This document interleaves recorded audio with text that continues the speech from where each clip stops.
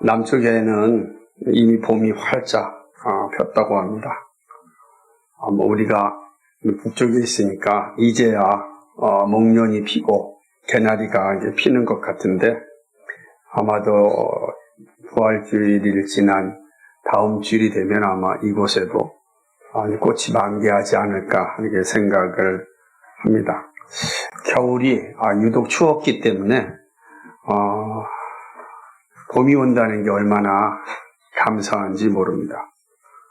정말 봄은 추운 겨울을 보낸 사람들에게 하나님이 주시는 위로의 선물 같습니다. 움츠렸던 몸이 활짝 펴지는 그런 기분은 이루 말할 수 없는 그 행복 같습니다. 그래서 봄은 좀 하나님이 주신 위로의 선물이다 이렇게 생각을 합니다. 죽을 같은 나무에도 생명이 다시 살아나는 것은 새로운 희망이라고 생각합니다. 저는 이제 우리 화단에 있는 앵두나무를 볼 때마다 느낍니다. 겨울 내내 저기 필까라고 하는데 여지없이 봄이 되면은 따스한 햇볕과 그리고 여러 가지 이제 조건이 잘 맞아지면 활짝 피고 또 열매도 맺는 것을 보게 됩니다. 다시 살아난다는 것, 그 새로운 희망을 주는 것이죠. 저는 우리에게 있어서도 예수 그리스도가 이와 같은 위로라고 생각합니다. 위로의 근원이신 하나님과 말씀을 통하여 위로를 공급하신 하나님, 그리고 날마다 위로를 누리는 그 길을 우리에게 알려주셨습니다. 우리 지난 3일 동안 이러한 사실들을 차례차례 살펴보았습니다. 이제 예수 그리스도가 주시는 구체적인 위로의 선물을 보고자 합니다. 오늘 우리는 예수 그리스도께서 어떻게 우리를 위로하시는가, 그 위로의 방식을 말씀 속에서 보려고 합니다. 되게 중요한 거겠죠? 우리가 알고 있듯이 이사야는 66장입니다. 1장부터 39장까지는 이스라엘의 역사를 기록하였고 40장부터 66장까지는 예언의 말씀, 구속사적 예언의 말씀으로 기록되었다. 우리가 처음 시간 말씀 나눌 때 이 사실을 말씀드렸습니다. 우리가 살펴보는 이 후반부는 하나님의 구원에 대한 그 역사를 기록하고 있는 본문이다라고 하는 거죠. 이러한 흐름 속에서 우리는 40장을 살펴봤고 이제 42장 1절부터 4절까지를 살펴보고자 합니다. 하나님이 어떻게 우리를 구원하시는가라고 하는 부분들, 그리고 하나님 우리에게 어떤 위로를 주시는가라고 하는 이 질문에 오늘 말씀은 아주 적절하고 또 우리가 이 험악한 세상을 살아가는 데 있어서 강력한 어떤 능력이 되고 힘이 되는 말씀이라고 생각합니다. 이사야 선지자는 내가 붙드는 나의 종이라는 말로 시작을 합니다. 내가 붙드는 나의 종, 그 종이 내 마음에 기뻐하는 자, 내가 택한 사람을 보라 이렇게 얘기합니다. 이 말씀에서 선지자가 하고자 하는 것이 무엇인지를 차례대로 살펴보겠습니다. 이사야 선지자가 전하고 있는 종은 누구인가? 내가 붙드는 나의 종. 이게 아마 일반적으로 역사 속에서 생각한다면 이스라엘 백성들을 해방시키는 왕, 누구죠? 고레스로 이제 생각할 수 있습니다. 역사 속에서 포로로 잡혀갔던 이스라엘 백성들을 이제 해방시키는데 가장 큰 역할을 했던 사람이 고레스고, 그렇기 때문에 하나님께서 말은 나의 붙드는 종 이라고 표현할 수 있습니다. 또 이사야 41장 8절을 보게 되면 이렇게 기록되어 있어요. 41장 8절을 보면 나의 종 이스라엘 이렇게 기록되어 있습니다. 그러니까 이 종이 그러면 이스라엘을 함의하는가 이렇게도 볼 수가 있는 겁니다. 그러니까 이렇게 보게 되면 여기서 종은 고레스를 표현할 수도 있고 또는 이스라엘을 이제 표현할 수도 있다라고 하는 것입니다. 그런데 1장 전체 좀 모습을 보면 고레스도 이스라엘을 의미하는 것 같지 않습니다. 내가 택한 사람이라고 말하는 거 볼 때 이스라엘의 집단적인 표현은 아닌 것 같고요. 그러면 나의 종은 이스라엘이 아니라 특별한 종임을 알 수가 있는 겁니다. 특별한 종.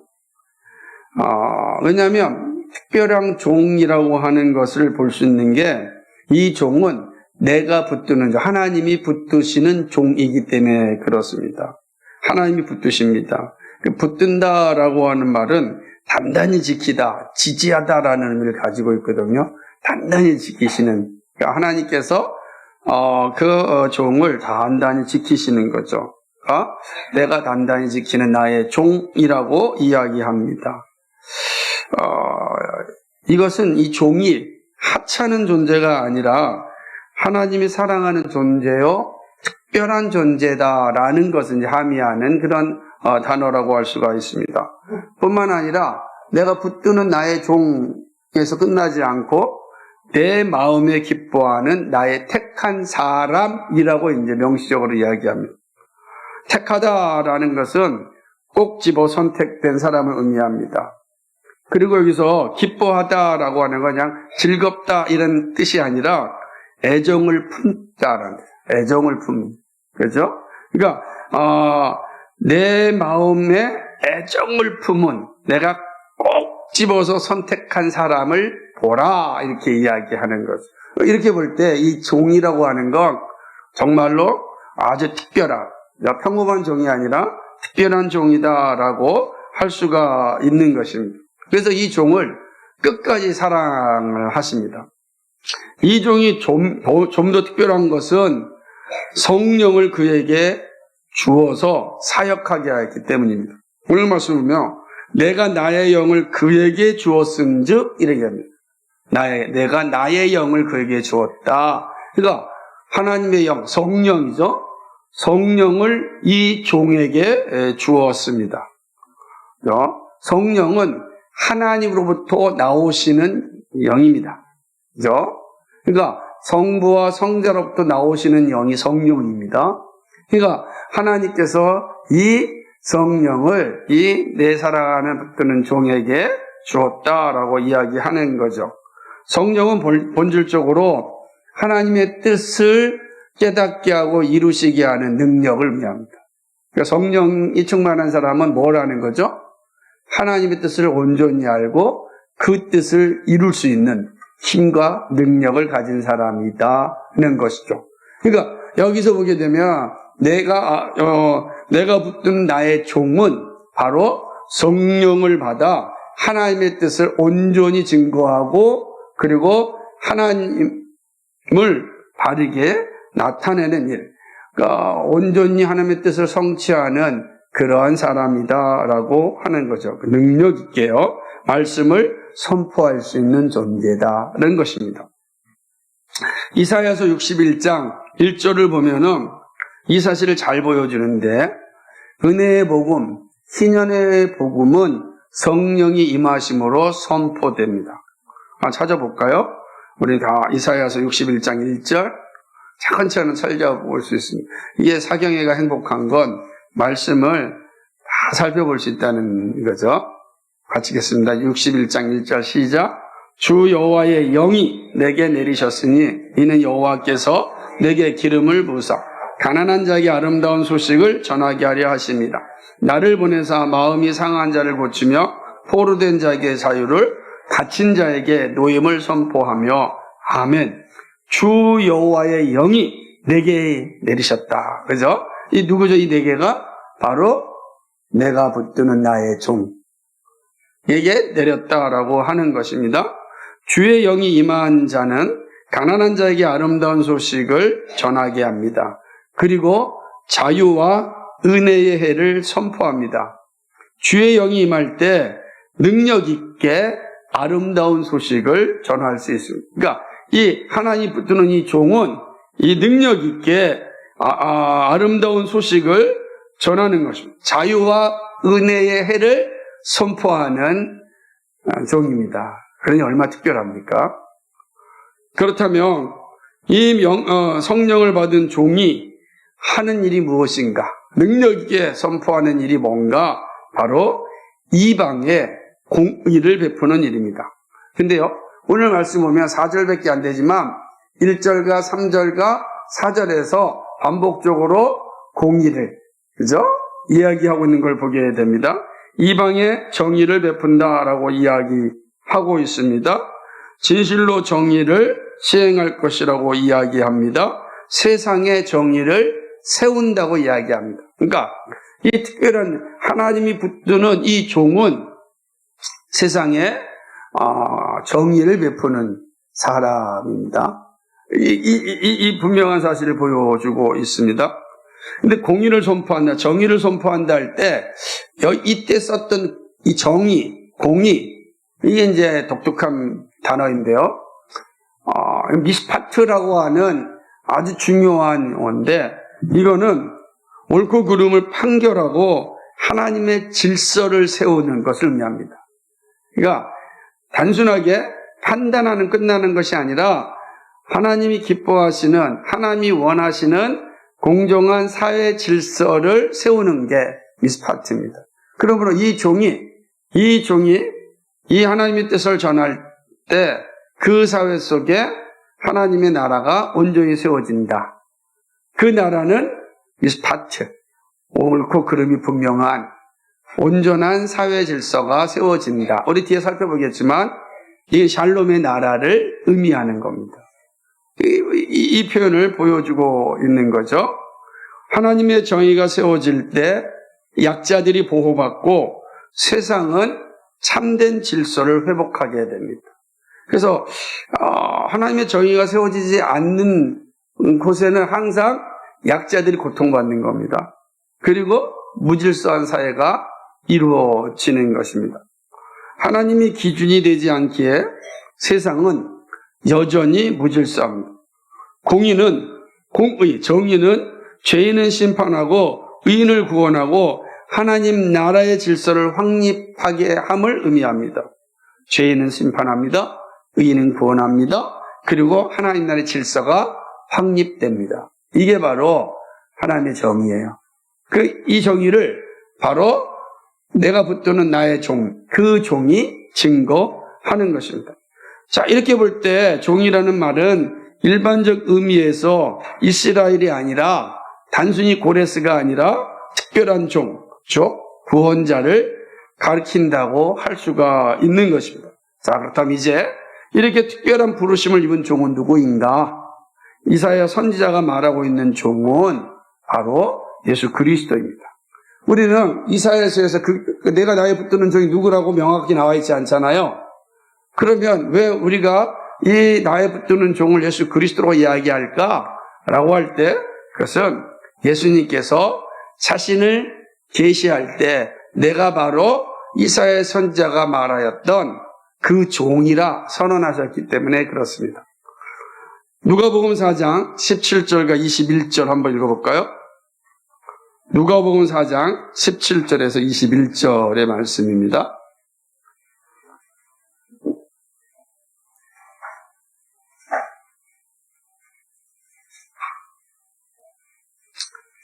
(4장) 17절 21절 같이 읽습니다. 시작. 선지자 이사야의 글을 드리거늘 책을 펴서 이렇게 기록된 데를 찾으시니 곧 주의 성령이 내게 임하셨으니 이는 가난한 자에게 복음을 전하게 하시려고 내게 기름을 부으시고 나를 보내사 포로된 자에게 자유를, 눈먼 자에게 다시 보게 함을 전파하며 눌린 자를 자유롭게 하고 주의 은혜를 전파하게 하렸습니다 하였더라. 책을 덮어 그 맡은 자에게 주시고 앉으시니 회당에 있는 자들이 다 주목하여 보더라. 이에 예수께서 그들에게 말씀하시되 이 글이 오늘 너희에게 응하였느니라. 아멘. 주의 영이 임하였다. 누구에게요? 바로 예수님에게 임한 것. 내게 임하였다. 주의 성령이 임한 자가 누구냐? 바로 예수 그리스도입니다. 하나님의 종은 그래서 예수 그리스도죠. 그럼 이제 오늘 이사야 42장에서 보면은 내가 붙드는 나의 종을 이렇게 해석할 수 있죠. 내가 확 유지하고 있고 지켜주고 있는 나의 그리스도, 예수 그리스도 이렇게 표현할 수 있는 겁니다. 하나님의 독생자 예수 그리스도를 표현하는 거죠. 이거는 누가복음의 기록뿐만 아니라 마태복음 역시 하나님의 택한 종이 예수 그리스도임을 증거합니다. 이사야의 말씀은 마태복음 12장 17절, 21절에서 성취가 됩니다. 같이 보겠습니다. 우리가 누가복음에서는 주의 영이 임한 자를 이야기했다면 마태복음 12장 17절과 21절에서는 바로 예수 그리스도가 하나님의 택한 자라는 것을 명확하게 이제 증거를 하는 겁니다. 자, 사셨죠? 같이 읽겠습니다. 마태복음 12장 10절 21절 시작. 이는 선지자 이사야로 말씀하신 바 보라 나의 택한 종 곧 내 마음에 기뻐하는 바 나의 사랑하는 자로다. 내가 내 성령을 줄 터이니 그가 심판을 이방에 알게 하리라. 그가 다투지도 아니하며 둘레지도 아니하리니 아무도 길에서 그 소리를 듣지 못하리라. 상한 갈대를 꺾지 아니하며 꺼져가는 심지를 끄지 아니하기를 심판하여 이길 때까지 하리니 또한 이방들이 그 이름을 바라리라 함을 이루려 하심이라. 아멘. 바로 마태는 예수님이 바로 하나님의 택하신 종이라고 선언합니다. 인류를 구원하기 위하여 보내신 종, 바로 예수 그리스도입니다. 종은 사람을 의롭다고 하거나 정죄를 위하여 판단하시는 분입니다. 이사야 선지자는 바로 구원자로 오실 예수 그리스도를 전하고 있습니다. 오늘 우리가 읽은 42장을 마태가 그대로 인용하여 바로 이 종이 누구다? 예수 그리스도다라고 말하고 있는 것입니다.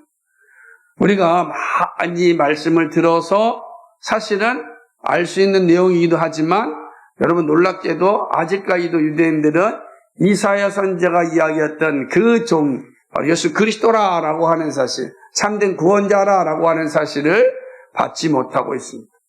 오늘 이 말씀이 분명한 거죠. 그럼 마태가 분명히 선언합니다. 이사야 42장에서 이야기하였던 바로 나의 붙드는 종, 그가 바로 예수 그리스도다라고 하는 것입니다. 자, 그렇다면 이사야 선지자가 예언하고 마태가 기록한 구원자 예수 그리스도는 어떤 분입니까?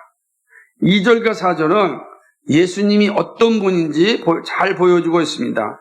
특별히 그의 사역과 방식을 통하여 예수님이 어떤 분인지를 알려주고 있습니다.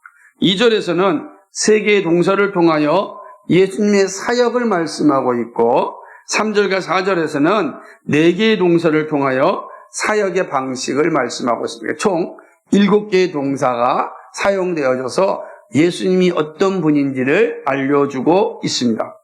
첫째로 예수님이 어떤 분인가? 외치지 않으시는 분입니다. 그죠?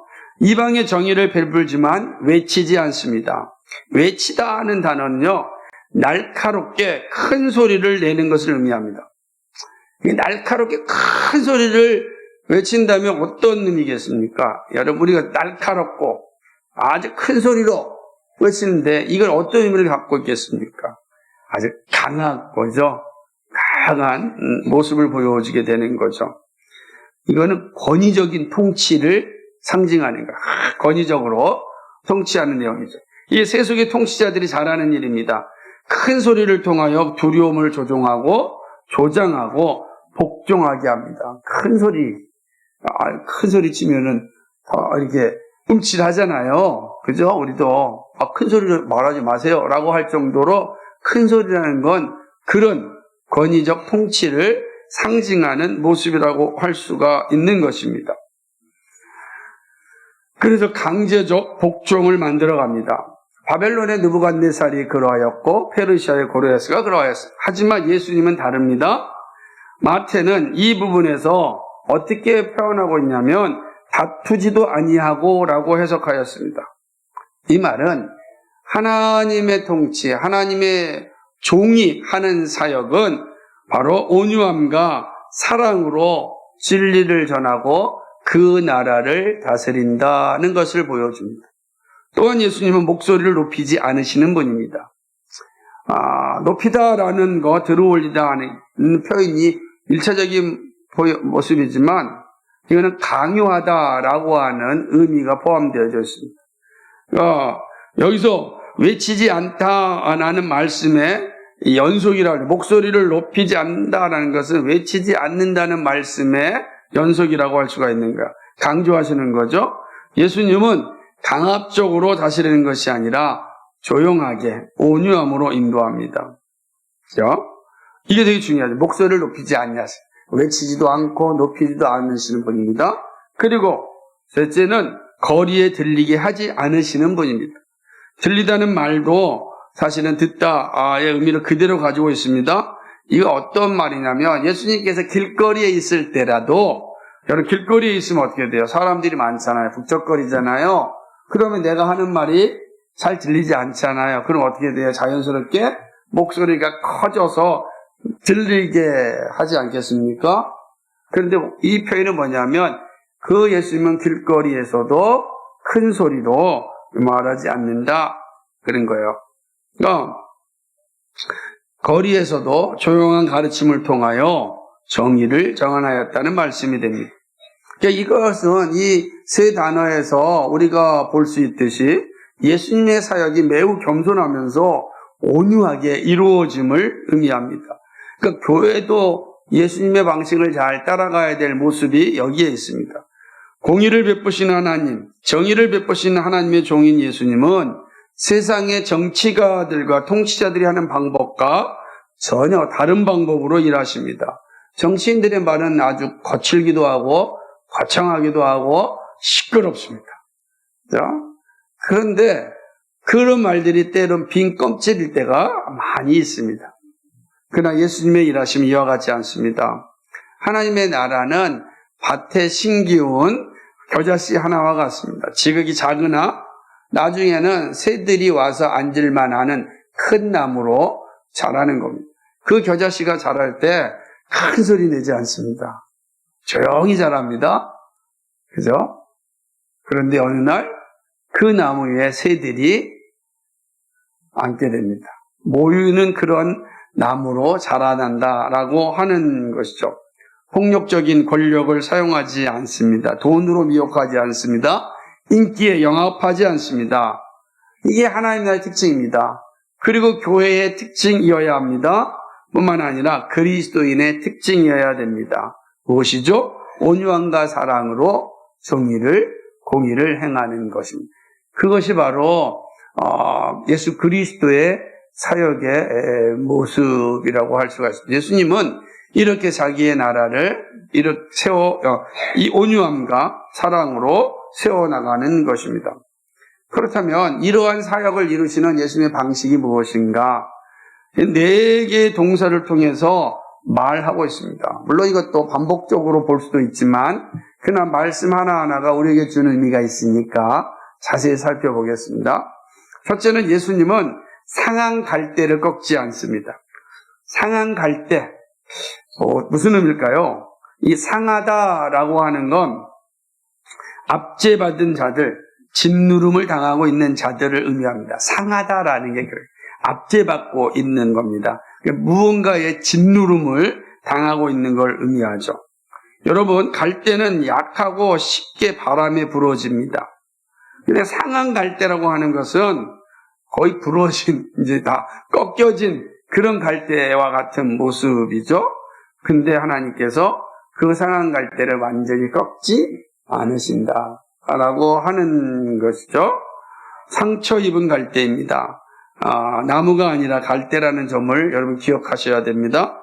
또한 꺾다는 것은 부수다, 박살내다라는 의미를 가지고 있어요. 그러니까 상한 갈대를 꺾지 않는다라고 하는 것은 말 그대로 본다면은 아주 상처 입은 이 갈대, 쉽게 부를 수 있는 그 갈대를 하나님께서 박살내지 않는다라고, 부수지 않는다라고 하는 의미입니다. 이것은 잘 생각해 보세요. 세상의 모습을 보면 세상은 강한 자를 우대하고 부한 자를 사랑하고 능력 있는 자에 붙어 있습니다. 그렇지 않아요? 그래서 사실은 약한 자, 그죠? 가난한 자, 좀 능력이 부족한 자, 이 상한 갈대들이 갈 곳이 별로 없습니다. 상한 갈 때는 이렇게 강한 자들, 또 압제자들 앞에 힘없이 부러진 그런 약자들을 의미합니다. 세상은요, 약하다고 인식하면 쉽게 무시합니다. 그래서 상한 갈 때는 매우 연약한 존재를 상징하는 것입니다. 근데 세상은요, 약자에 대해서는 더 강하게 행동하지 않습니까? 약하다고 틈만 보이면 아주 무시하고 짓누릅니다. 그래서 아예 꺾어버리려고 하죠. 세상 말로 기어오르지 못하게 짓밟아버리는 것이 세상의 모습이라고 할 수 있습니다. 그러니까 약한 자로 살아간다는 게 이 세상에서 얼마나 힘들고 씁쓸하고 화가 나고 그런지 모릅니다. 그런데 하나님께서 뭐라고 얘기하시냐면은 그런 존재를 꺾지 않으신다는 거예요. 결코 무시하지 않는다는 것입니다. 오히려 회개의 기회를 주시고 다시금 일어날 수 있게 기다리신다라고 하는 거죠. 그러니까 우리가 지금 이제 외적인 모습을 봤지만 상한 갈 때 영적인 모습도 이제 뒤에 살펴보도록 하겠습니다. 둘째, 예수님은 꺼져가는 등불을 끄지 않으십니다. 이는 외적인 어려움에 의하여 삶의 희망을 내려놓은 모습을 의미합니다. 여기서 꺼져가는 등불, 꺼져가는 심지는 어떤 모습인가? 여러분, 꺼져가는 심지, 꺼져가는 등불 보면은 뭐가 떠오릅니까? 불은 보이지 않고 꺼져가니까 뭐만 나겠습니까? 예? 꺼져가는 심지에서 나는 건 뭐가 있겠어요? 그래서 연기밖에 없어요. 연기를 맡으면 기분이 좋으십니까? 기분이 안 좋죠. 꺼져가는 심지, 꺼져가는 등불이 표현하는 게 이런 거예요. 자신에게는 어떤 희망도 없으면서 동시에 주위 사람들에게 불쾌감을 주는 그런 모습을 의미합니다. 자신도 또 이웃에게도 소망을 주는 모습이 아닙니다. 스스로 내적으로 환멸을 가진 모습입니다. 이 꺼져가는 등불이 비유하는 영적인 모습을 생각해 본다면 영적 침체로 마치 죽은 자와 같은 성도를 의미하는 것입니다. 마찬가지로 상한 갈 때가 보여지는 영적 의미도 동일합니다. 그죠? 온전히 타락하여서 선을 행할 수 있는 능력이 하나도 없는 그런 존재, 그게 상한 갈 때. 또 꺼져가는 등불, 그죠? 영적 침체로 죽은 자와 같은 성도를 의미하는 것입니다. 물론 하나님의 은혜가 미미하게 남아 있습니다. 이 사람들은 거룩한 영광보다는 세상의 찌꺼기로 인한 불쾌한 모습을 가지고 있는 사람들입니다. 예수 믿는지 의심이 될 정도의 모습을 가지고 있습니다. 교회를 다녀도 영적인 변화와 기쁨을 여전히 누리지 못하고 있습니다. 그러니까 아주 미지근한 상태의 그 모습입니다. 그래서 자기에게 유리할 때만 적극적인 사람들이죠. 이게 바로 이제 그러니까 다른 사람한테 연기만 펄펄 풍기니까 아직 죽진 않았고 연기만 나는 이런 상태 한번 생각해 보십시오. 이런 사람들은 신앙 공동체 안에서도 자신과 다른 이들을 모두 힘들게 하는 모습을 보입니다. 연기만 나고 불이 없는 그런 신앙. 그래서 이런 꺼져가는 등불 버린다고 해서 이상하지 않잖아요. 버려도 왜 쓸모가 없으니까 버려도 이상할 수가 없는 겁니다. 이들은 삶의 소망도 없다고 합니다. 왜 살아야 하는지 잘 모르겠다고 합니다. 그래서 사람들이 버려도 크게 이상하지 않는 상태에 있습니다. 그런데 하나님께서 뭐라고요? 이 꺼져가는 등불도 끄지 않으신다 합니다. 이들을 버리지 않으십니다. 꺾지 않고 끄지 않습니다. 예수님은 이러한 사람을 향하여 진리로 공의를 베푸십니다. 무슨 말이냐면 회개의 기회를 주시고 그래서 다시금 하나님의 자녀의 자리로 오게 하시는 겁니다. 이렇게 하나님의 종인 예수님은 세상의 통치자와 일반적 특징처럼 압제와 억압으로 다스리는 것이 아닙니다. 이 싹수가 노라니까 아예 잘라버려 라고 하지 않습니다. 세상은 그렇잖아요. 이거 우리말에도, 될 놈은 떡잎부터 안다고. 그러니까, 안 될 놈은 아예 처음부터 없애야지. 라고 하는 게 세상의 논리라고 한다면, 하나님 그러지 않으신다는 거예요. 하는 기회를 주신다는 거예요. 다시 일어날 수 있는 힘을 공급하신다. 얼마나 감사합니까? 상한 갈 때도 꺾지 않으시고, 그리고 꺼져가는 등불도 끄지 않으시는 분입니다.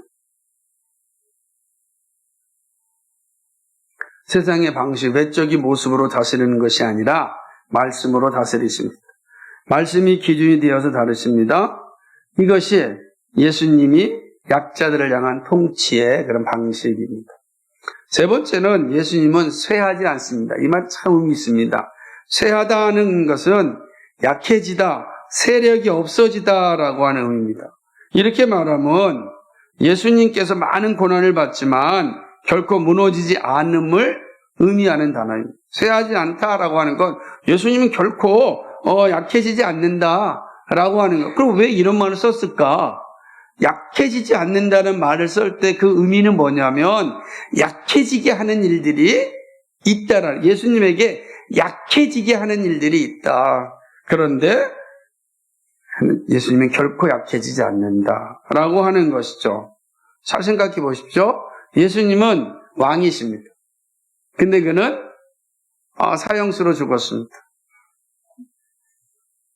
예수님의 낮아지심은 사실은 높아지심을 위함입니다. 그러기에 예수님께서 십자가에 죽으셨을 때 사람들이 예수님 실패했다, 끝났다 라고 조롱하였던 것입니다. 근데 예수님이 뭐라 그랬습니까? 아버지, 저들을 용서해 주시옵소서. 저들이 자신들이 하는 것을 알지 못합니다 라고 이야기합니다. 예수님은 자신이 십자가에서 죽으시는 그 고난이 실패가 아니고 그러므로 쇠하여지지 않은 것입니다. 예수님께서 십자가에 죽으심으로 죄를 정복하셨습니다. 그리고 부활하심으로 그 사역을 완성하셨습니다. 그러니까 예수님의 사역은, 예수님의 언약의 말씀은 결코 쇠하여지지 않는다. 고난이 있고 어려움이 있고 많은 환난이 있어도 결코 쇠하여지지 않는다. 약해지지 않는다. 얼마나 감사합니다. 우리를 향한 사랑이 그렇다는 거예요. 이 모습을 잡으십시오. 뿐만 아니라 네 번째로 예수님은 낙담하지 않습니다. 낙담이란 단어는 산산조각을 나다라는 의미를 가지고 있는 단어입니다. 그러나 예수님의 사역은 결코 산산조각 나지 않습니다. 예수님의 사역에 유대인들과 로마인들이 방해하여 실패될 것이라는 의미가 담겨져 있는 단어. 낙담하다라는 건 하도 방해가 많아가지고서 예수님께서 그 사역을 더 이상 하지 못할 것이다 라는 의미가 낙담이란 단어에 포함되어 있네요. 그런데 뭐라죠? 예수님은 결코 낙담하지 않으신다라고 하는 것입니다. 우리가 알다시피 유대인과 빌라도는 그날에 같은 편이 되었습니다. 그래서 예수님을 십자가에 죽였습니다. 그러나 여러분, 유대인과 빌라도가 함께 공모하였지만 결국은 그들은 예수님의 사역을 막을 수가 없었습니다. 예수님은 하나님의 언약을 완성할 때까지 그 사명을 아주 충실하게 감당하시는 분입니다. 왜 예수님께서 낙담하지 않을까요? 그것은 하나님의 신실하심이 있습니다. 하나님은 그 약속, 그 언약을 반드시 이루십니다. 우리는 그걸 하나님의 열심이라는 말로도 표현할 수가 있습니다. 하나님의 신실하심, 하나님의 열심이 사실은 그 언약의 말씀을 성취하게 하는 것입니다. 예수님의 사역은 세상의 공의를 세우는 겁니다. 그러기에 섬들, 먼 나라에서도 주님의 교훈받기를 기다립니다. 여러분, 하나님의 나라는 경계가 없습니다. 하나님의 다스림이 있는 곳이 하나님의 나라입니다.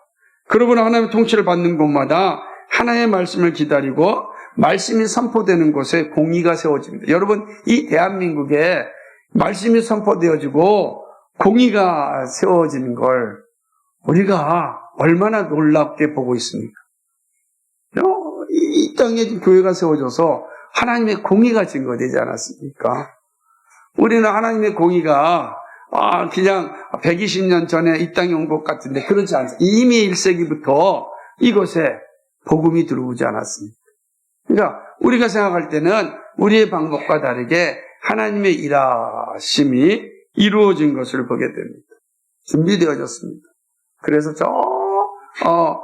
골로새서 3장 11절에서 이야기하듯이 헬라인이나 유대인이나 야만인이나 스구디아인이나 다 복음을 들어야 한다라고 하는 거예요. 그리고 그 스구디아인의 후손들, 그 같은 혈통 가운데 있는 우리 한반도 우리 모두가 조상들이 그 복음의 사리에 있다는 것입니다. 저는 그래서 골로새 3장 11절에 야만인이라는 단어는 어떻게 해석해야 되지? 난 고민이 많아요. 저는요, 저 혼자만 이런 생각인 줄 알았어요. 그런데 제가 책을 하나 발견했는데 중동에 있는 한 선교사님이 쓴 책인데 골로새 3장 11절에 나온 스구디아인에 대한 연구를 했던 책이 있어요. 그래서 얼른 이렇게 주문해서 지금 오고 있는 중인데 누군가 하고 있네.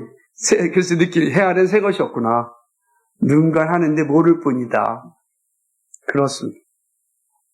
여기서 보게 되면은 오늘 42절 4절에 보면은 섬들이 그 교훈을 앙망하리라 이런 뜻이냐. 섬들이 그 교훈을 기다린다는 거예요. 이 섬들이라는 게 뭐냐면 먼 나라라는 뜻이에요. 그러니까 예루살렘으로부터 멀리 있는 나라들이 바로 진리를 기다리고 있다는 뜻입니다. 진리를 기다리고 있다. 누가 전할 진리요? 예수 그리스도가 전할 진리다라고 하는 것이죠. 그러므로 하나님의 통치가 이루어지는 곳마다 하나님의 말씀을 기다리고 말씀이 선포되는 곳에 공의가 세워지는 것입니다. 이렇게 예수님의 사역은 매우 겸손하면서 온유하게 이루어짐을 볼 수 있습니다. 약자들을 지키시고 보호하여 주십니다. 예수님은 그의 나라를 진리로 다스리십니다. 사랑으로 진리를 전하고 진리로 공의를 세우시는 분입니다. 그리고 한번 주신 언약은 어떤 장애물이 있어도 어떤 고난이 있어도 완성하십니다. 이분이 바로 우리가 믿는 예수 그리스도입니다. 이렇듯 예수 그리스도 사역과 방식과 성공적인 사역의 열매들을 우리가 살펴보았습니다. 자, 이 말씀이 그러면 오늘을 살아가는 우리들에게 어떤 교훈을 주는지 한번 살펴보겠습니다. 성도로서 살아가는 우리는 이 말씀 앞에 어떤 존재인가? 성도로서 살아가는 우리는 이 말씀을 어떻게 성취할 것인가? 성도로서 살아가는 우리들은 우리가 사는 이 세상 가운데 어떻게 진리로 정의를 세울 것인가? 이거 매우 중요한 것입니다. 단지 옛날의 이야기가 아니고 바로 우리에게 주어지는 말씀이기 때문에 그렇습니다. 첫 번째로 성도는요, 정의의 길을 포기하지 않고 감당하는 사람입니다. 이게 우리의 존재의 모습입니다. 성도는 사랑으로 진리를 전할 수 있는 기초를 가지고 있습니다. 이것은 세상에 살지만 세상에 속하지 않고 진리로 세상을 거룩하게 하라는 예수님의 명령을 온전히 순종하는 일입니다. 예수님이 오셔서 하신 일은 진리로 정의를 세우고 세상에 공의를 세우는 일입니다. 예수님의 사역은 이 땅에 온전한 정의가 이루어져서 하나님의 평화의 나라를 만드는 일입니다. 평화라고 하는 건요, 단지 전쟁이 없는 상태를만 의미하지 않습니다. 당연히 전쟁이 없어야 됩니다. 평화의 기본이죠. 그러나 진정한 평화는 하나님의 정의가 온전히 성취된 나라, 그게 바로 샬롬의 나라를 의미하는 것입니다. 그게 하나님이 말씀하시는 평화인 것이죠. 부활하신 주님께서 제자들에게 샬롬을 말하셨습니다. 그러므로 평화를 전하는 것이 제자가 할 일입니다. 정의를 세우는 자가 제자입니다. 하나님의 통치가 임한 하나님의 나라는 정의가 세워진 평화의 나라입니다. 이 일이 예수 믿는 우리들에게 주어졌습니다. 그리스도인은 평화를 만드는 사람입니다. 그래서 본질적으로 그리스도인은 평화의 사람이에요. 그죠? 이 평화는 죄로부터 자유롭게 된 이들이 누리는 그런 것입니다. 그죠? 그 시작이 바로 하나님의 통치가 온전히 고백되어진 교회입니다. 그래서 교회는요, 하나님의 정의가 무엇인지를 보여줄 수 있어야 됩니다. 그러니까 교회가 하나님의 정의를 보여주지 못한다고 한다면 이 세상은 하나님의 정의를 볼 수가 없습니다. 그럼 이 세상이 하나님의 정의를 보지 못한다면 이 세상은 무질서일 수밖에 없고요. 참혹한 그러한 상태가 될 수밖에 없는 거죠. 하나님께서 교회를 세워주심으로 인하여 그 참혹함이 사실은 늦춰지는 것입니다. 하나님의 은혜가 교회를 통하여 나타나는 거죠. 적어도 우리가 있는 곳에는 정의를 세우려고 하는, 평화를 세우려고 하는 몸부림이 있지 않습니까? 그 몸부림이 있는 곳엔 바로 평화가 세워지는 것이죠. 참혹함이 줄어드는 것입니다. 온 세상이 하나님이 기준이 될 때 참된 평화가 임함을 알게 해야 됩니다. 이 세상의 기준은 변하지 않는 하나님 말씀인데 변하는 것에 기준을 두니까 늘 어렵고 힘든 겁니다. 그래서 교회가 할 일이 뭐냐, 우리가 할 일이 뭐냐, 정말 변하지 않는 기준, 하나님을 믿을 때 비로소 그 가정이, 그 민족이 샬롬을 누릴 수 있다라고 전하는 일입니다. 그러므로 교회는 누구보다도 하나님의 말씀에 순종해야 합니다. 이 일을 위하여 부름받았음을 알고 끝까지 정의의 길을 감당해야 합니다. 우리는 작게라도 정직하라고 힘써야 합니다. 약자를 외면하지 말아야 합니다. 약자 편에 서려고 애써야 합니다. 그리고 말씀을 혼합하면 안 됩니다. 비록 내가 감당하지 못한다 할지라도 말씀을 타협하거나 변경하면 안 됩니다.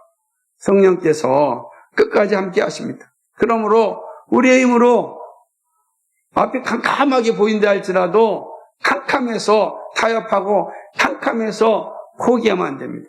성령을 의지하고 성령께 탄원하고 성령께 요청하여 무너지지 않도록 간절히 싸워야 되는 것입니다.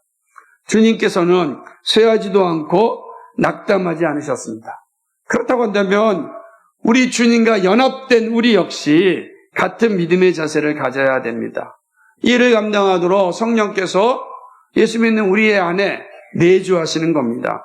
우리의 힘이 아니라 성령으로, 능력으로 감당해야 합니다. 그래서 하나님의 정의를 드러내는 것이 성도의 길이라는 사실을 기억해야 됩니다. 그것이 바로 우리가 살아가야 될 삶의 모습입니다. 얼마나 이게 큰 힘이 되고 위로가 되는지 모릅니다. 우리가 그런 존재입니다. 두 번째는 성도는 연약하지만 강한 존재입니다. 성도라는 말에는 멋지고 아름다움이 존재합니다. 하지만 예수님의 말씀처럼 세상에서 고난을 받는 이름입니다. 바울은 복음과 함께 고난을 받자라고 합니다. 성도에게 요청하는 겁니다. 성도에게 복음과 함께 고난받자라고 요청합니다. 이것은 성도로 살 때 세상으로부터 비난과 고난을 받을 수 있음을 의미합니다. 왜 우리는 세상으로부터 이런 비난을 받을까요? 아니 왜 우리는 우리 잘 살려고 하는데 그죠? 왜 우리 세상에서 비난을 받는다고 얘기할까? 예수님이 하신 말씀은 우리가 세상에 속하지 않았기 때문이다. 처음에는 같이 가는 것 같지만 마지막에는 우리는 다른 길로 가기 때문에 그렇다. 그런데 다른 길로 가는 사람이 다수가 아니라 소수이기 때문에 우리가 세상으로서 비난받는, 다수가 간다면 누가 비난하겠어요? 근데 우리 소수잖아요. 결국은 같이 가는 것 같아도 우리는 그리스도의 길로 가기 때문에 세상은 자기에게 속하지 않은 우리를 비난합니다. 그런 측면에서 세상에서의 성도는 상한 갈대와 같습니다. 상한 갈대에 대한 세상의 태도, 앞서 살펴봤듯이 나무는 상하더라도 어때요? 쓸 때가 있습니다. 그러나 갈대는 상하면 가치가 전혀 없습니다. 세상은 상한 갈대를 필요하지 않습니다. 필요기에 꺾을 것입니다. 이처럼 성도는 이 세상에서 언제든지 꺾여질 존재입니다. 더구나 상한 갈대 영적인 모습은 소망이 없게 보입니다. 전적으로 타락하였기에 선을 행할 수 없는 존재입니다. 이렇게 연약한 존재입니다. 그리고 우리는 꺼져가는 등불과 같이 꺼져가는 등불과 같이 소망이 보이지 않습니다. 불은 없고 연기만 있고 주변을 힘들게 하는 존재일지 모릅니다. 그런데 하나님께서 선택한 자기 백성을 끝까지 포기하지 않으십니다. 그래서 우리가 어떻게 세상에 살다 보면 내가 정말 세상에서 이 세상을 변화시키려는 사명을 줬는데 그 사명을 감당할 수 있는 능력이 나한테 있는가? 의심이 들 때가 많이 있는 것입니다. 그런데 하나님께서 이런 상한 갈대와 같고 꺼져가는 등불과 같은 우리들을 어떻게 하신다고요? 꺾지 않으시고 끄지 않으신다라고 말씀하는 거예요. 선택한 자기 백성을 끝까지 포기하지 않으십니다. 성도는 자신의 연약함 때문에 절망할 필요가 없습니다. 그리스도의 위로는 우리의 유능함이 아니라 우리의 무능함에 임하기 때문입니다. 메투엘리는 상한 갈대와 꺼져가는 등불의 말씀 속에는 드러난 것보다 더 큰 의미가 있다고 하였습니다. 그는 상한 갈대를 꺾지 아니하며 도리어 튼튼하게 만들어서 우리 하나님의 궁정에서 백향목이 되게 하실 것이다. 그는 꺼져가는 등불을 끄지 아니하고 그 신지에 숨을 불어넣어서 큰 불꽃이 되게 하실 것이다. 꺾지 아니하고 끄지 아니하신 하나님께서 그 상한 갈대를 백향목이 되게 하고, 백향목은 성전을 바치는 기둥 아닙니까? 성전의 기둥이 되게 한다.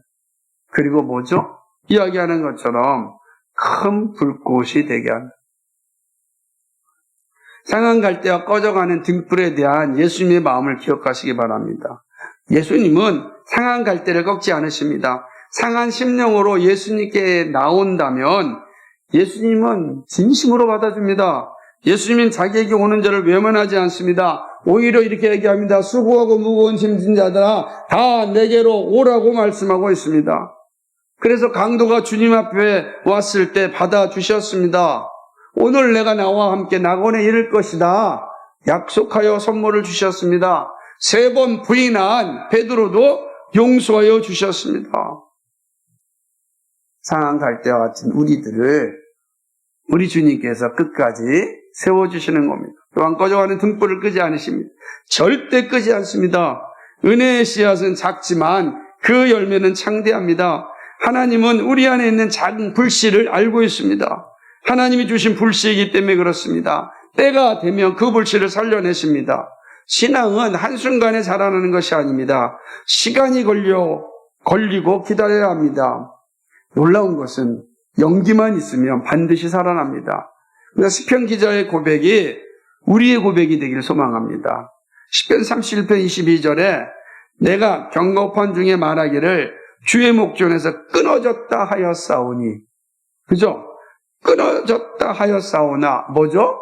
상한 갈대가 되었고 꺼져가는 등불이 되었사오나 내가 주께 부르짖을 때에 주께서 나의 간구하는 소리를 들으셨나이다. 아멘. 주의 목전에서 끊어졌다 하였사오나 꺼져가는 등불입니다. 그런데 주께 부르짖을 때 소리를 들으십니다. 불씨를 주신 주님은 그 불씨를 기억하십니다. 이렇게 성도는 예수님께서 오래 참고 온유하심으로 살려냄을 받은 사람입니다. 그렇기 때문에 연약하지만 강한 사람. 그죠? 성도는 우리 안에 우리 주님이신 은혜의 불씨가 있는 사람이에요. 그래서 외적으로 볼 때 아주 약한 것 같고 다 꺼져가는 것 같지만 그러나 하나님이신 불씨가 있어서 결코 꺼지지 않습니다. 이게 은혜라는 것입니다. 그죠? 예수님께 성령을 통하여 끝까지 지켜주기 때문입니다. 여러분의 현실을 볼 때 때로 힘들고 지쳐 보이고 세상이 악하고 강교하게 보여도 결코 하나님의 사람을 이길 수 없습니다. 결코 하나님의 사람을 물리칠 수 없는 거죠. 여러분, 이 믿음을 받은 자라면 우리가 할 일이 뭐죠? 더 그리스도께 가까이 있어요. 왜요? 은혜의 불씨를 살려주실 분은 오직 예수 그리스도이기 때문에 그렇습니다. 그 그리스도께서 우리를 살리시고 백향목과 같이 큰 불을 키우는 자로 사용하신다는 것입니다. 나를 보지 마시고 환경을 보지 마시고 반복하여 주시는 말씀처럼 그리스도를 바라보는 것입니다. 마지막 세 번째로 성도란 고난을 이기시고 성취된 약속을 누리는 사람입니다. 고난을 이기고 성취된 약속을 누리는 사람. 이게 성도의 모습 아니겠어요? 약하지만 강할 뿐만 아니라 성도는 고난을 이기고 성취된 약속을 누리는 사람입니다. 성도의 아름다움은 주님이 약속하신 선물을 반드시 받아 누린다는 사실입니다. 우리 주님은 자기 백성을 위하여 사명을 감당하실 때 쇠약하지도 않고 낙담하지도 않습니다. 우리의 모습을 보고 약해지도 않고 우리의 모습을 보고 낙담하지도 않으신다는 거예요. 만약에 하나님께서 우리를 보시고 쇠하여지고 낙담한다면 우리는 소망이 있겠습니까? 아이고 저놈 이게 다 보니까 떡잎부터 알겠다. 넌 안 되겠다. 라고 하신다고 한다면 우리 어떻게 될까요? 과연 우리 가운데? 근데 우리 주님은 우리를 향한 사랑에서 쇠하지도 않고 낙담하지도 않습니다. 그리고 우리를 향한 그 계획하심을 반드시 다 이루십니다. 십자가의 고통을 하셨지만 약속하신 것을 다 이루셨습니다. 이제 누구든지 그리스도 안에 있으면 새로운 피조물이 됩니다. 새로운 피조물은 그리스도가 삶의 기준이 되어 살아가는 사람입니다. 예수님께서 그 길을 가셨듯이 우리가 그 길을 따라갑니다. 내가 너희에게 행한 것 같이 너희도 이와 같이 행하라. 이게 성도의 삶입니다. 성도는 그리스도가 행하였던 삶을 바라보면서 이 땅 가운데 그리스도 가신 길을 따라가는 사람입니다. 우리는 여전히 상한 갈대이고 꺼져가는 등불이지만 꺾지 않으시고 끄지 않으시면 여전히 살아있기 때문입니다. 꺾지 않고 끄지 않으면 미약하지만 하나님을 예배하고자 하는 마음이 있습니다. 미약하지만 하나님의 사랑을 받고자 하는 마음이 있습니다. 미약하지만 말씀을 무시하거나 적대하지 않습니다. 이렇게 영적인 소망과 천국에 대한 소망을 가지고 있습니다. 하나님은 이러한 이들을 결코 버리지 않습니다. 온유하시고 긍휼에 풍성하신 주님께서 지켜주십니다. 미약하지만 가지고 있다며 하나님이 지켜주시는 겁니다. 그렇죠? 우리 주님은 상한 갈대를 꺾지 않으시고 꺼져가는 심지를 끄지 않으시는 분입니다. 우리 주님은 우리를 사랑하시되 변함없는 마음으로 사랑하십니다. 그러므로 우리는 더욱 최선을 다하여 하나님을 예배하는 자리로 나아가야 합니다. 이 말씀드렸듯이 은혜의 도구의 말씀과 기도에 열심을 내야 됩니다. 우리 주는 언제나 우리를 기다리십니다. 성계도 목사인 리차드 십스 목사님께서 이렇게 고백하였습니다. 나의 부패, 고약한 연기는 나 자신도 불쾌합니다. 그렇죠. 그러나 주께서는 나의 위로, 나의 심지를 돋우시나이다. 나도 나를 볼 때 정말로 불쾌한데 놀라운 것은 하나님은 그런 우리를 사랑하시고 위로하시고 기다려주시고 사용하여서 마침내 하나님께서 우리에게 주시고자 하신 그 선물을 받아 누리게 합니다. 그게 바로 그리스도인 된 우리의 모습인 것입니다. 우리의 아픔과 어려움이 있다면 뒤돌아볼 필요 없이 주님 앞에 나가야 합니다. 우리에게 풀리지 않는 숙제와 같은 힘듦이 있다면 예수님께로 즉시 나가야 합니다. 사단은 우리를 낙담하게 만들고 포기하게 만드는 장애물을 곳곳에 설치하였습니다. 그러나 결코 흔들려서는 안 됩니다. 심지가 견고한 자는 평강에서 평강으로 인도해 주신다고 약속하셨습니다. 우리가 할 일은 주님이 계시는 은혜의 보좌 앞으로 나가는 것입니다. 끝까지 싸우는 일입니다. 주님께서 십자가에서 하신 말씀이 무엇입니까? 요한복음 19장 30절 말씀 아닙니까? 예수께서 신 포도주를 받으시니 이르시되 다 이루었다 하시고 머리를 숙이고 영원히 떠나가십니다. 오늘도 매일 성경이 말씀합니다. 다 이루셨다. 우리 주님이 다 이루신 거예요. 완성하셨다는 겁니다. 이렇듯 성도는 고난을 만날 수 있지만 반드시 평강을 약속으로 받습니다. 다 이루신 주님이 주시는 선물입니다. 우리를 향한 무한하신 하나님의 사랑이 있습니다. 성도의 영광은 고난의 장애물이 있지만 반드시 약속이 성취된다는 영광을 보게 되는 것입니다. 이게 성도의 영광이에요. 우리 앞에 고난의 길도 있고 다양한 장애물이 있지만 그러나 쇠하지도 않고 낙담하지 않은 그리스도께서 우리에게 약속하신 그 선물을 우리에게 주신다는 겁니다. 그럼 우리는 끝까지 싸워야 됩니다. 이것이 바로 우리 주님이 우리에게 주시는 위로인 것입니다. 말씀을 맺겠습니다. 어느 마을에 아주 오래되고 낡아서 아무도 거들떠 보지 않는 바이올린 한 대가 있었습니다. 줄은 다 끊어져 있고 여기저기 금이가 있고 상처가 돼 있고 사람들은 그거는 마치 상한 갈대처럼 쓸모없는 쓰레기라고 생각했습니다. 그런데 어느 날 그 지역에 세계 최고의 악기 제작 거장이 그 마을을 지나가다가 이 버려져 있는 바이올린을 발견하였어요. 그리고 그 바이올린을 가져갔습니다. 사람들은 그 별 쓸모없는 거 뭐하러 가져가냐고, 그거 다 쓰레기 같은 것인데 이렇게 이야기를 하였습니다. 그런데 이 거장은 서두르지 않고 그걸 가져가서 그 바이올린을 고치기 시작하였습니다. 아주 세밀하고 온유한 손길로 닦고 만들었습니다. 그리고 거기에 활을 다 집어넣습니다. 그리고 사람들 앞에서 그 바이올린을 켰을 때 세상에서 가장 아름다운 소율이 흘러 나왔습니다. 사람들이 깜짝 놀랐습니다. 그러지 않겠어요? 어떻게 저 별 볼일 없는 우리가 볼 땐 쓰레기 같은 그 악기에서 이런 소리가 납니까? 그러자 이 악기 제작하는 거장이 우리처럼 달인이겠죠? 이 사람이 이렇게 이야기를 하였습니다. 이 악기는 처음부터 아름다운 소리를 내기 위해 만들어졌습니다. 다만 잠시 상해 있었을 뿐이죠. 저는 그저 이 악기의 원래의 목적을 찾아주었을 뿐입니다. 여러분, 우리 주님이 바로 이런 분입니다. 세상은 상한 갈대 같은 우리를 꺾어버리고 연기만 나는 등불 같은 우리를 귀찮다고 꺼버리기도 합니다.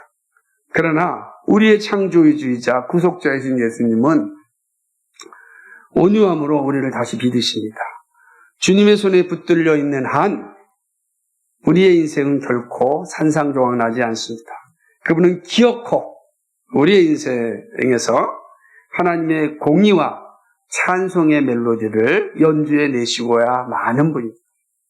여러분, 2026년 봄이 우리 곁에 온 것처럼 예수 그리스도의 위로는 이미 우리의 삶에서 시작되었습니다. 비록 지금 내 모습이 폭 상한 갈대와 같고 꺼져가는 등불 같을지라도 결코 포기하지 않으시는 주님의 신실하심을 신뢰하십시오. 여러분이 주님께 기도하였다고 한다면 그 기도를 의심하지 마십시오. 여러분이 기도가 주님께 가 있었다고 한다면 신실하신 주님께서 합력하여 반드시 선을 이루실 것입니다. 그분은 쇠하지 않으시며 낙담하지 않으시고 반드시 여러분의 삶을 통해 하나님의 정의와 영광을 꼭 피우실 것입니다. 여러분, 그리스도의 지혜를 보시기 바랍니다.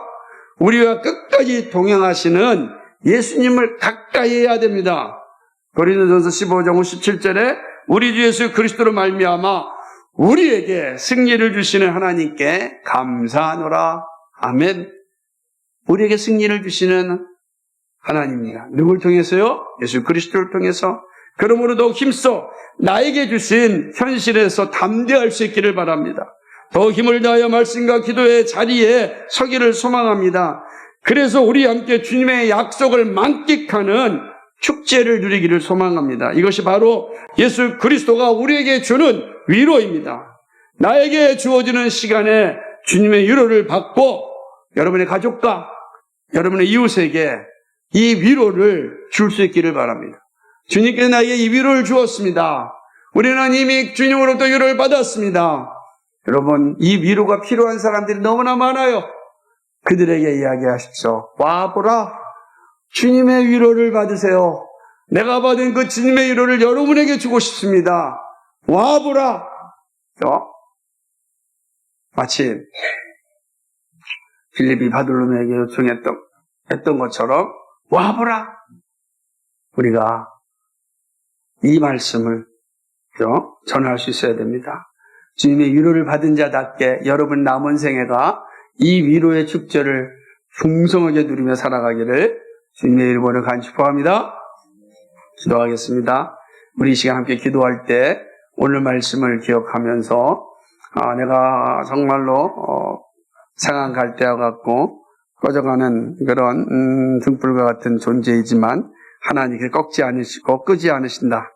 그리고 반드시 우리를 통하여 다시금 하나님의 나라와 영광을 위하여 백향목같이 또 큰 불까지 사용하신다. 그 일을 감당할 때 우리 주님은 쇠하지도 아니하고 낙담하지도 않고 끝까지 감당하여 마침내 완성하신다. 이 약속을 들었습니다. 오늘 나에게 주시는 말씀처럼 여러분의 상황과 환경 속에서 내가 어떻게 하나님 앞에 서야 될 것인지 다시 한번 기억하고 기도할 수 있기를 바랍니다. 기도하겠습니다. 거룩하시고 자비하신 하나님, 참 고맙고 감사합니다. 우리의 위로가 되시는 예수 그리스도, 참으로 감사합니다. 예수 그리스도와 늘 동행하며 살아가는 우리 모두가 되게 하여 주옵소서.